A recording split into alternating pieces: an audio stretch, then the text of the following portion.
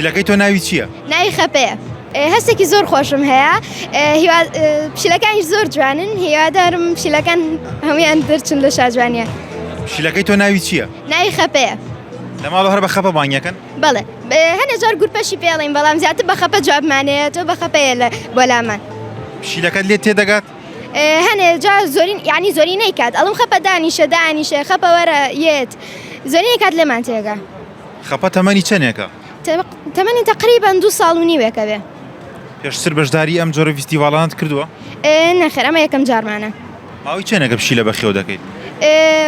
وەڵاهی تەمەنی گەورە بوو کە هێنامان بۆ لای خۆمان تقریبان 9 مانگێکە بێکە لە لای ئێمەیە، بەڵام هەستی پێبەخشین کە چەند ساڵێکی زۆرە لە لای ئێمە. تا چەند پشیلەکەی خۆتت خۆش دەوێت؟ تا ڕادێکی زۆر بەڕاستی. دایک و باوکت پشیلەکەتیان خۆشەوێ؟ بەڵێ زۆریشان خۆشەوە، یعنی بە تایبەتی وەک کوڕی خۆیان وایە. دایکت ناڵێ پشیلەکە ماڵەکەی پیس کردووە؟ نا پێشتر حەزی لە پشیلە نەبوو دایکم، بەڵام ئێستا زۆری خۆشەوێت وەکو کوڕی خۆی وایە. چۆن بوو دایکت ڕازی کرد کە پشیلی خۆش بوێت؟ یەکەم جار کە هاتە ماڵەوانێ وتماندا زۆر لە ماڵەوە نابێت، تقریبان 15 ڕۆژێک لە ماڵەوە بێ بەس بێ حەزمان لێ بشکە ئیتر ئەوە بۆتە 9 مانگ. پێت وایە پشیلەکەت ئەمڕۆ ببێتە شازوان؟ ئیشەڵڵا.